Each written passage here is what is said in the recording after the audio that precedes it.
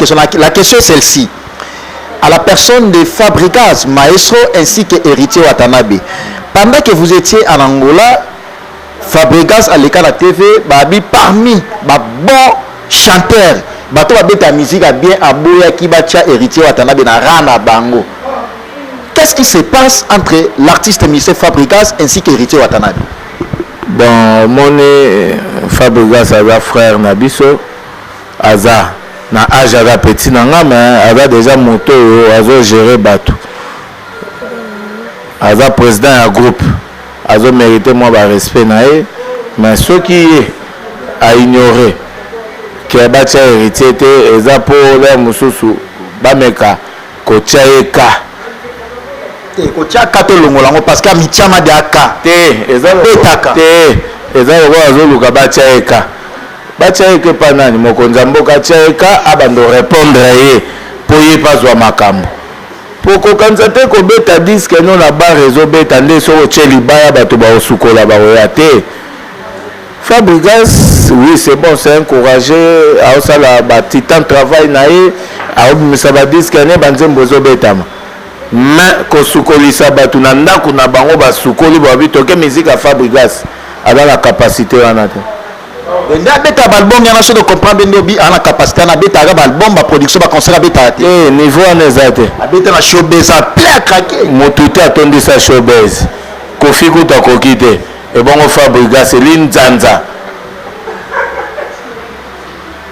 tango fera kokite fere na live a kokite tondi sa te e bongo Fabregas linzanza ya tomate vraiment kokata. Mais au moins, qu'est-ce qui se passe à ce courage on a à la télévision? Sur la bien héritier Watanabe. Monoko ezaye, monoko. Oh, ngana oloba. Monoko ezaye. Soka boyi. Yenga boyi. Mais na wata président mokonza mboka leke na sha musika. Na mo ebiga wata leke na sha musika. Omoni musika ya musika. Fabregas asala la comédie musicale. Comédie musicale? Oui. Comment ça? Mais il y a un chroniqueur, Olanda Kotala. Il y a tous les gens partout dans le monde. Alors, la comédie musicale, comment ça? Il y a la comédie musicale. Il y a comédien? Il y a chanteur par excellence. Fabregas. Il y a nani? Il y a Banzembo Simbi Nango Pesi Nango Tangwa. Na niveau na ngai pe bona bo fanda te na lobela makambo ba Fabregas non to so lobela ngo parce que bo ala ina déplacement yo za cadre zo représenter héritier a lobeli kombo na bino niveau na ngai na bo fanda la te na lobela makambo ba Fabregas Dieu m'étant parlé et o lobela pe sa mission azo sa la fierté ya mboka ngai fo na beta ka bar likolo na niveau na nga ba question na il faut kutana na ba Diego Milito okutana ba mishka ngandu ngani niveau na nga so eloko moko boye jiba lobi nde na ko répondre pour niveau na nga yango wana et jiba ko loba te parce que héritier d'abord mo benga héritier mpiana soki wera lobi niveau na nga yango wana wera niveau na te Charlie soki fali a lobi niveau na ngai bato na ko répondre ba Fabregas te ba Fabregas baza manzanza baza na ba niveau ya ba Diego Milito répondre bango bana ba niveau ba mishka ngandu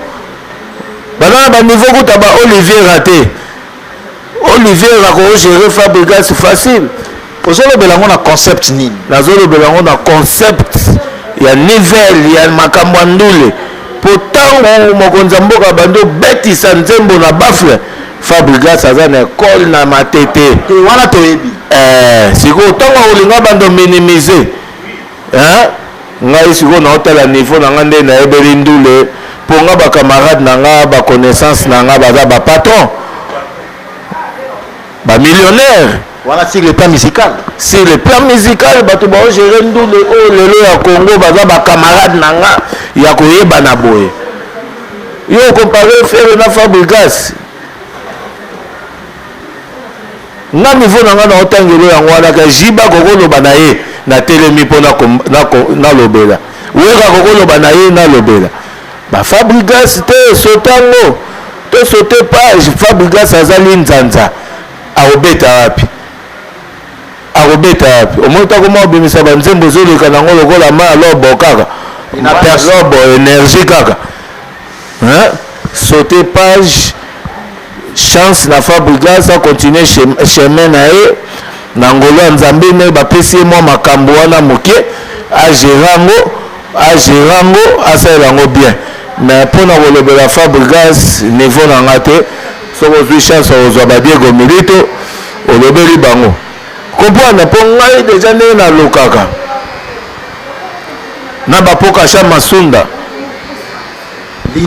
leader timambote ya ileka mireille balingaka te naloba trop sur makambo mosusu ya bafertilité Willy Gabana bomolo gabashu pembe eleki pembe fukamisa pembe domina pembe plus que peinture ya pembe nesangana kaka na rose pembe ya naturel pembe esangana na rose seko omoni mbebo rose okomona mpe makila rose na pembe Willy Gabana blagi te mabala ekufi ya bomi mabala yazoboma mabala plus que ye aza te meilleure femme mondiale Willy Gabana partenaire officiel meilleure femme mondiale yaleki yekotuna mwasi okopusana te na soin. Merci beaucoup, c'est Charline Paralingoma. Nous poursuivons l'entretien ensemble. Nous sommes bel et bien pour vous qui venez à peine de nous suivre. Nous sommes bel et bien sur votre chaîne YouTube informative Poto na Poto. Je suis bel et bien avec Charline Paralingoma. Lui, il est cadre au sein du groupe La Team Wata, administrateur, directeur technique au sein du groupe. Charline Paralingoma, partout dans le monde. Attention, j'allais dire, ils ont soutenu. La fois passée, tu avais parlé de l'artiste Missé Wiranson au Bino Bosalaka aussi, personnel naïe, bien que Bosala chemin à Bino, bon va déjà, ça continue au groupe La Team Wata.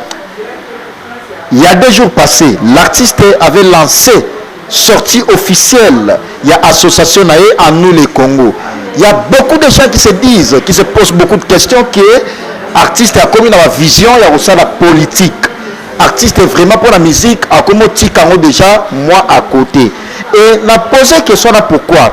La fois passée, quand je t'avais reçu, au Lobela qui aussi le problème de Wiranson qui est VAPMA, musique et aussi Malissou na yété. Comment on a sous lancement et association Anna? Qu'est-ce que tu peux dire par rapport à ça? Tu as l'idée par rapport à ça? Association Anna, nous le Congo, les lotés.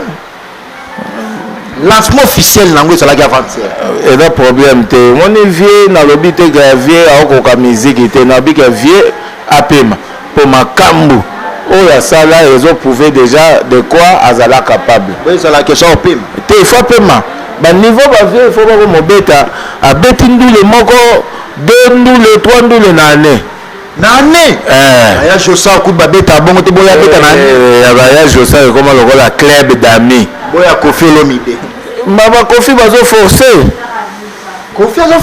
azo forcer pour na motema mabe bazo lingo tika bâton de commandement et pas bateau baza na énergie solidité pour na le Kofi azo forcer est-ce que nazo kosa rebeta album ezo simba nini esimbi tangelanga kombo album nini yo album a Kofi simba oyi bango te album na poser la question heureusement vous poser la question poser te na lobika yo album a Kofi a bete si on attaquant c'est simité kaka kombo to yoki poso ka lobi to yoka kombo menzembo nini simbi est-ce que Kofi ko lobi loko le ka ina percé a lobi ni attaquant si bato wa ochaka mais esimbi wapi nzembo nini Kofi Olomide abeta Zora la question par rapport à Wiranson. Akutane na petit o animateur na Lubumbashi. Kirikou. Omo atena Kirikou comme signé. Alongwa na e. C'est la hôtel ga via Zara Kofi. Mendule yangote. Par rapport à la question de l'artiste Missé Wiranson, ou azala ex-patron bien a commis mutu faut ça ba œuvre bongo. Et là bah bon, bah œuvre politique. Et là bah bon idée à bien ya bandeni ya créer ba fondation, ya créer ba association, ya créer makambo. Et là na niveau à vie. Il faut pas payer maka. comment Youssou ye mona eteka utaki kozala soki batiaki so na ministère nini la culture bongo ndeni eteka bavie na biso mpe bantsone na makambo basali bakozwa ata poste ministériel moko boye bapema na bango bafongola mitema aka mapinga ayebi makambo ostomi aka mapinga utobuka Luanda akangi Luanda na maboko mapinga aka Fulek le général puissant mondial Régine Lunga Mama présidente mondial voilà ba partenaire Timambo ta poche junior poche médio millions d'esprits gay Kamol les designers yazola tisamonde États-Unis na maboko Timambo te ya cambelisation ya Campbell bango bato basimbi États-Unis na masalanga Mustafa Kobange comprendre obe mandwakila na Panama bango bato basimbi Paris na masalanga Tripazé na masalanga Florent Alisa par rapport à la question tu peux comprendre nini concrètement pour nous rançon vieux balancement ya bongo nde vieux faki ya boulé depuis kala faki ya boulé apema na ye apema yango wana bino bo comprendre toza toujours na kata question wana toza toujours na kata paramètre wana j'allais dire yango wana bino bo comprendre yango bokomo zo même ba musicien ya wenye musique mais na pire esprit ba tout ya lobela moto na c'est ça question na ba tout ba lobela babi ba musicien o bazo ta groupe wenye musique maison mère ndenge bazo ya la team wata wana normalement bogo zo bango pe na moité parce que est créé polémique entre papa na moi sur le plan musical papa ba musicien quand on parle de Weranson titre affiche ya kombo ya Weranson est trop grand musique nde esila mais titre personnel ya kombo ya Weranson munene ba musicien bazalaki ba ignorant quand on parle de Wera maison mère bon otala kaka makambo Weranson ba fikine bukana banini bon bakanisa ba ke écoute ngo tomba ke batali ke ba faire nde babongana ba wenge ba ke écoute ke makambo yango eza te yango babwaki misu de côté baotalaka makambo nde la pulga makambo nde mokonzi ya mboka yango bato bazoya eza lokola basalon soki